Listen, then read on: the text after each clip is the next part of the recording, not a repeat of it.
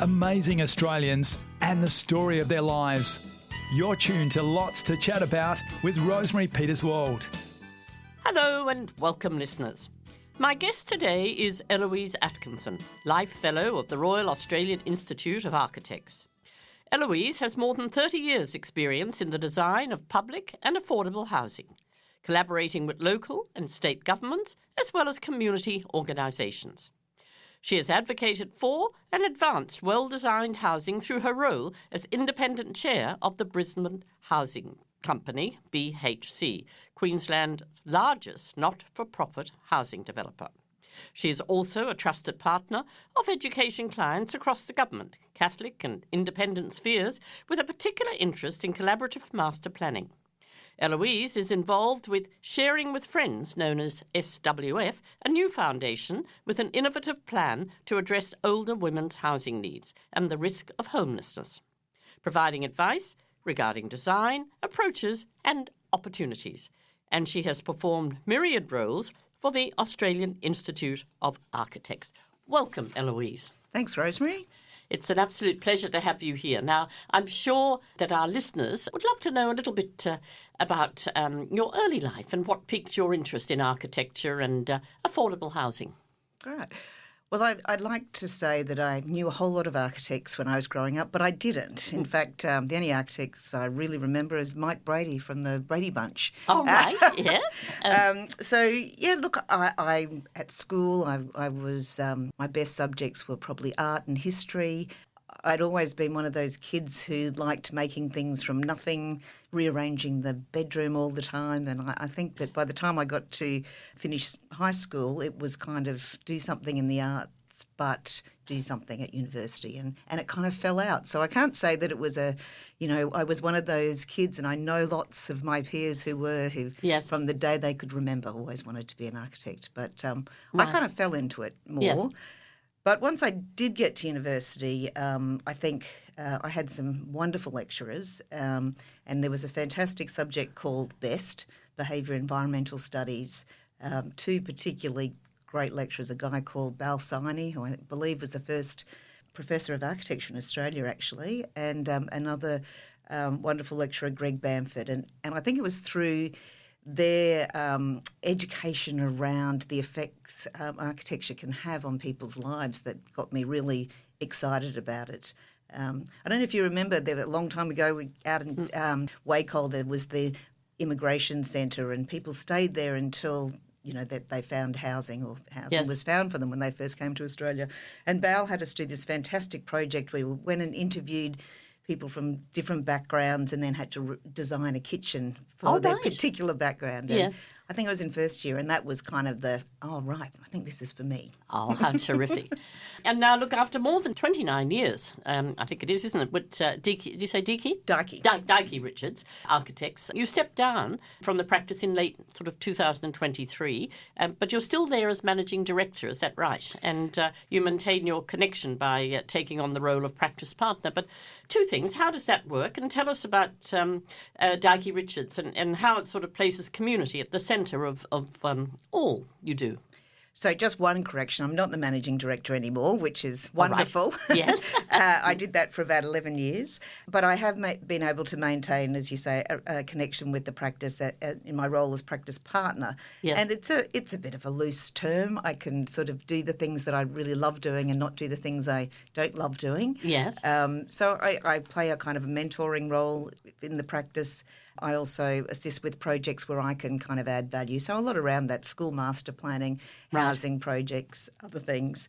And when they need things like business development, somebody to advocate, I'm there. But I don't need to do the day-to-day things anymore. But I still get to be with the people that I really love and admire when they need me. I think that, 30 years in a practice is a long time. 30 years in a marriage is a long time. It's a bit like 30 years in life is a long time.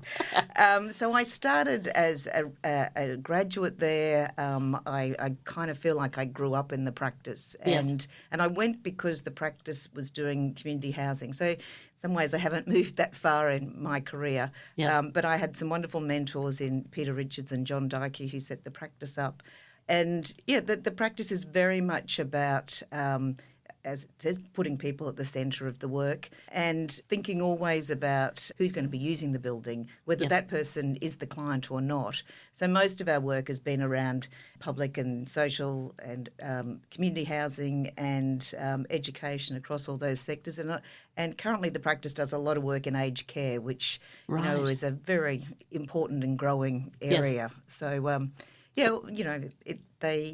social impact is very important for the practice, and I've always loved that. Wonderful. So you're still involved, but you don't have to be there, sort of from the day to day, a little bit like when I retired from real estate. I still rather enjoyed being an auctioneer. I could have the fun bit, but not have to worry about whether the house, all the listing problems and advertising, etc. So, And terrific. what I've found is that there's not really a word, there's not really a name for what lots of people are doing it, but I'm not retired, but I've left the practice, and it seems to be very confusing for people about, what are you doing? But you're there, and you're a consultant and very much part of it all, which is great.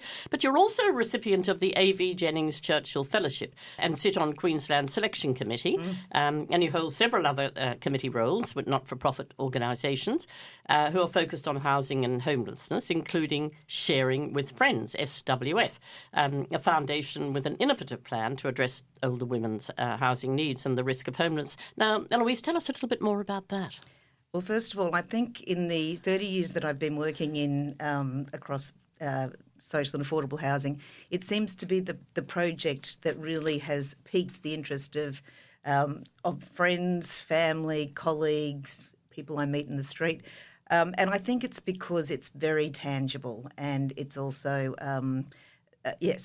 people can kind of get their minds around it. So, look, it's really a fairly simple concept. A group of extraordinary women who were frustrated with the fact that older women who had contributed so much of their lives to, their families and to the broader community and to work seem to be, are the largest group, the group who are going to become one of the largest group who are experiencing homelessness. So felt like they were not being looked after at a time in their lives when they had contributed so much. And there's a real need, isn't there? And there's a huge need. And so Susan Davies, who's the president of the foundation, came to see me, contact through family. Right.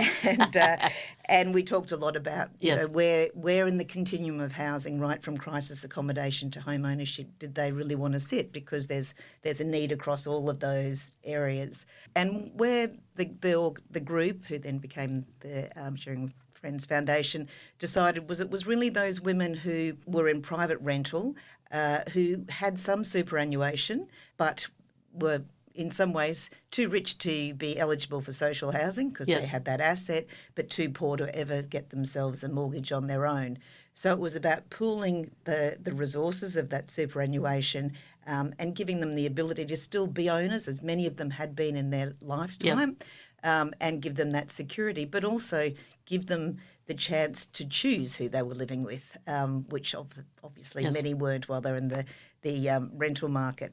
So the concept is, the residents, I guess, are over 55, single women, as I said, with some assets around superannuation generally, and but not enough assets to own something themselves. And then conceptually as a piece of architecture, there are 5 individual rooms, much like a hotel room, and that you have self-contained in that you have your own bathroom, you have a sitting area, and then what we call a shared house, which is pretty much the size of a domestic kitchen, living room, library, laundry, so that each woman can live independently, but there is also very much an idea of sharing. So sharing the kitchen and the living space, being able to retreat to your own space when you need to. So each of the studios doesn't have its own kitchen, has enough for a kettle and toaster and all those things. But really it's about coming together. It's as much about reducing that isolation and being able to support each other as it is about an affordable solution in terms of physically kind of sharing things. Exactly, and it's two things really, because we had Martin Blake, who came and spoke to us a number of weeks ago about loneliness. Yes. And what a huge thing that is. And I mean, I would imagine you see some of the women that you are talking about now were probably in long-term marriages. But one of the biggest things these days is what they call the grey divorce, and quite often women do find themselves on their own when the children have left home and husband's left home, or vice versa, and it becomes very lonely and stressful when you're out there on your own. It is, and one of the things that they talk about of why there is this kind of tsunami of older women is because of that pride of women who don't actually, it hasn't been known how many women have actually been couch surfing, or maybe they've been house sitting for other people for a number of times. And there's been this hidden kind of homelessness because they've been very independent. They've always looked after themselves. They've always looked after everybody else.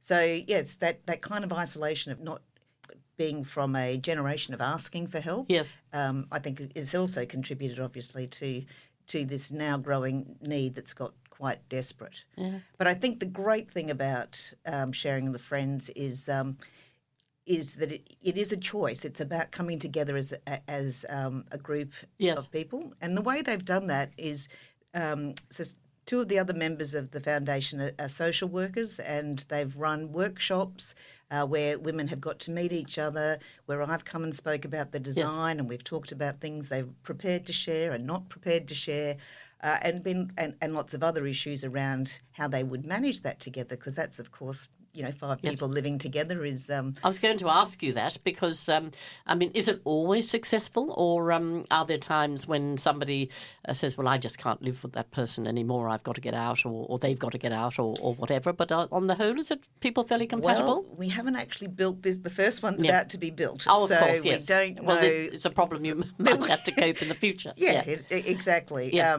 But I think we often talked about why did we come up with 5? Yes. And I'm sure it's not just because I'm one of 5. I'm sure there was a much better reason. Actually, there was a reason, which was under the city plan, 5 unrelated people can live together in a dwelling. So we sort of started from that. But I think 5, odd numbers are always useful for resolution. Yes. There's always one there to umpire. And I think it is a manageable grouping. Yes. But yes, the proof will be in the pudding, that's for sure. But there is so much, everybody has invested so much in making this successful that I have great hopes for it. Oh, that's true. I think it sounds like a wonderful idea. Yeah, and the other, I guess, important thing was to make sure that it was a model that they put together, because there's a lot of legal things and planning things and architecture and agreements between the women that needed to be set up. But the idea is always to try and make it replicable, so that particularly in regional areas where you might not get big social housing or community housing providers out there, that it is something that, could suit Roma, could suit Winton, could suit Cairns, a whole lot of other places, because it's really relying on an 800 square metre, pretty standard domestic residential block. So it's not trying to be something too clever. We're trying to make it something that can be replicated by others. Terrific. It sounds like a wonderful idea. Yeah. Now, but Eloise, you've performed myriad roles, many roles for the Architects Institute of Australia, and were honoured to be elevated to Life Fellow of the Australian Institute of Architects. As you said on the night, participation and contribution were very important values in your family when growing up. So tell us, how was that so? So as I said, I'm one of 5, actually the middle, lovely place to be. I'm one of 5 as well, but I'm the end. Well, I'm not sure which one's better, but anyway, we are where we are. Yes. My parents very much were and still are very much about changing things from inside the tent and not standing outside and complaining about things. So I think we were all encouraged to participate, not just be part of something, but, if you see a problem, put your hand up and do something about it. I think that was very much kind of the ethos of the family. And my parents were members of political parties, they were members of community groups, professional groups, they took on leadership roles. I think all of that was I think all five of us have very much taken that on in different Yes. ways. I mean, all of my siblings are the kind of people who put their hand up to work at the fete. You know, those Right. kind of people. Exactly, yeah. And they do it year after Yeah. year. Not anymore. They've all got grown-up children. But, Yeah. you know, that was kind of the ethos is in whatever way, in Yes. whatever the way you want to contribute. But don't stand on the sidelines, you know, jump in. Roll your sleeves up and get into it. Exactly. Yeah. And you know, and I think my interest certainly in kind of being part of a fairer world Yes. comes very much from my family, but also from Catholic education. I look around now in my late 50s and I look at who are doing things in that space, and I can often find that Yes. they've in some way had some contact with the Catholic education system, where I think social justice still is a fairly significant part of the teaching. Absolutely. Now, you're listening to Lots to Chat About. I'm Rosemary Peterswald, and my guest today is renowned Brisbane architect Eloise Atkinson, a champion of affordable housing and independent chair of the Brisbane Housing Company. Now, Eloise, you've also said you sort of know having a home is a key to better health and outcomes and access to education and employment. So delivering housing actually reduces other potential costs to the community. In what way do you see that? Well, I think it's, you know, there's many reports over the years that have demonstrated that the economic gain actually of people being housed adequately does offset all the costs in the in the legal system, in hospitals, in various parts of our public service, because obviously, if you're in a house and it's secure, there's a much better opportunity if you've got any health issues, Yes. for instance, that you can recover from those. And we're spending money in hospitals because people haven't got homes to leave hospitals. Yeah. You know, so we all know that hospital acute care is probably the most expensive care. But because there's not places for people to adequately be housed, they're staying in hospital longer. Yes. Some are going to aged care, again, a very expensive way to care for people. And much of crime and kids being in that system is also around not having a safe, secure place Yes. to come home to. So housing somebody a year costs about $20,000, Right. which is actually a drop in the ocean compared to the cost of the health system or the justice Yes. system. So I really feel very strongly that we expect every child to go to school. We fund every child to go to school, but we still accept that some children will be living in cars, some children will be living in motel rooms for a very long time, and it's just not good enough. And I thought even if you're just going to do it on the straight financial benefits, Yes.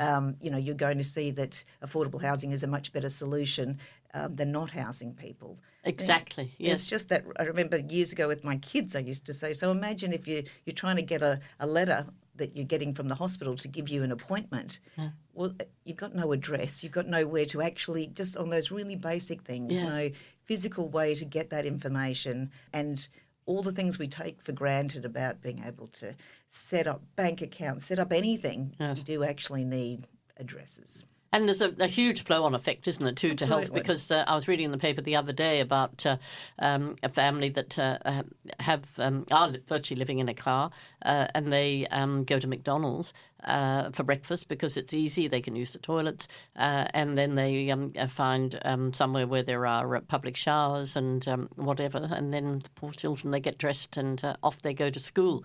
But it's a real flow-on effect, isn't it? Absolutely. And to be fair, you know, people are incredibly resourceful. I've done a fair bit of work with education. I've, on more than a couple of occasions, had principals telling me that, you know, teenage kids who are getting a pretty bad rap at the moment, Yes. who are living under bridges or living in somebody's garages, get themselves to school, you know, and are committed to being at school. So, you know, they're incredibly resourceful. But it's in the long term, it's a very difficult life, and it affects people's health significantly. It does. Both mental and physical. Yes, Yeah. exactly, yes. And as I said, a real flow-on effect. Tell us about the Brisbane Housing Company came about. How did it come about, Eloise? It was incorporated in 2002, and it was a joint initiative by the Brisbane City Council and the Queensland State Government. I often like to say it's the love child of Rob Shorten and Jim Sawley, who were both leaders at the time. Yes. And both the state government and the Brisbane City Council put money into the new organisation.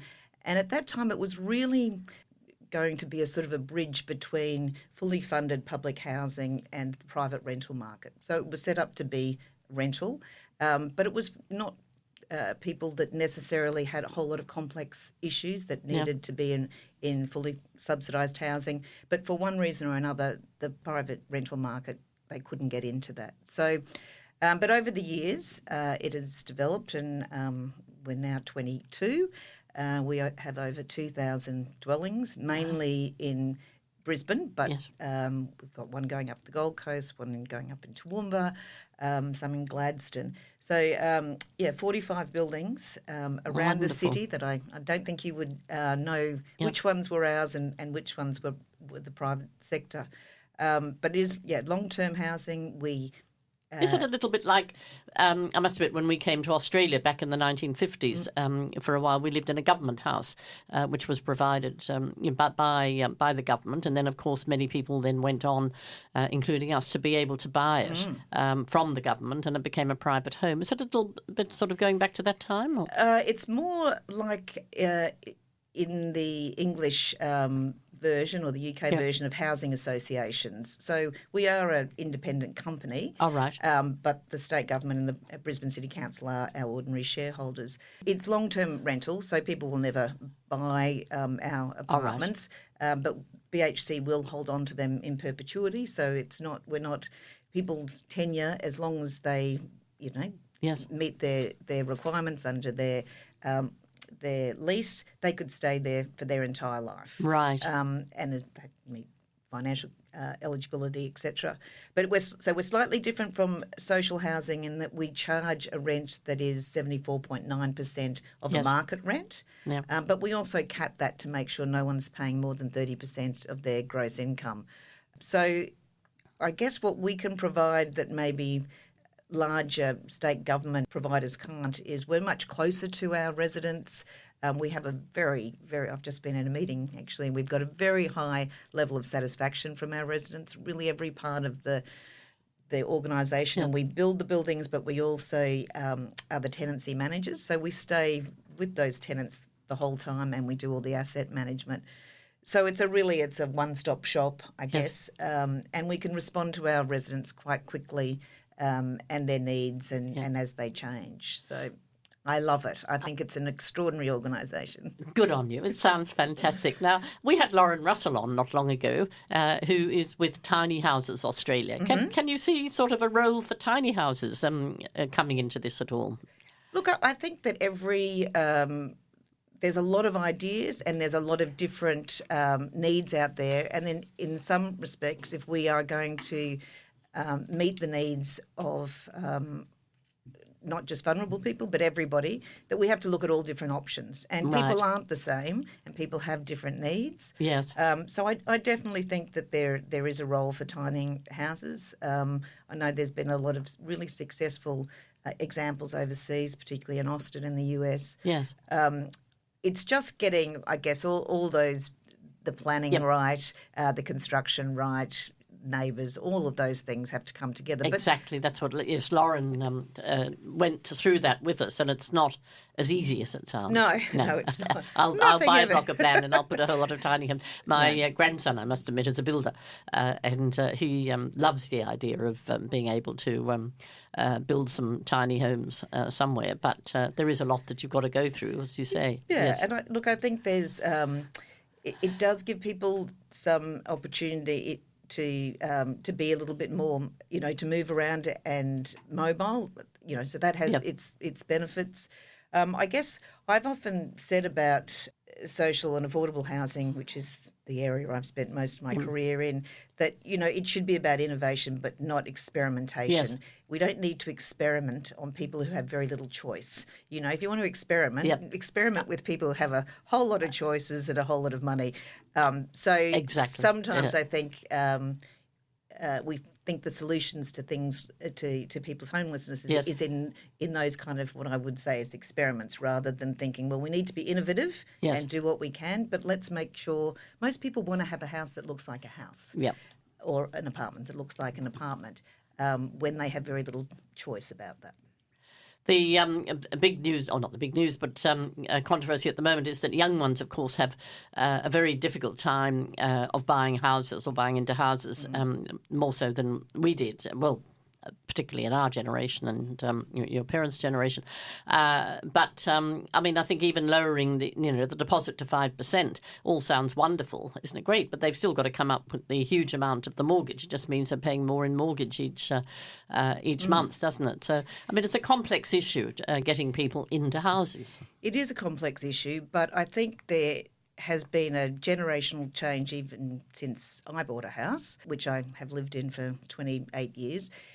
I grew up in a middle-class family, and I don't remember anybody having more than one house. They might have had a beach house that 5 members of the family owned collectively, or grandma owned, and everybody went there, or whatever it was. But there has been a change where we have changed from valuing property or houses as a place to live and to, bring up your family, or to age in place, or to share with other people, to seeing it as a wealth generator and as a commodity. And that has happened in the generation that since I bought a house.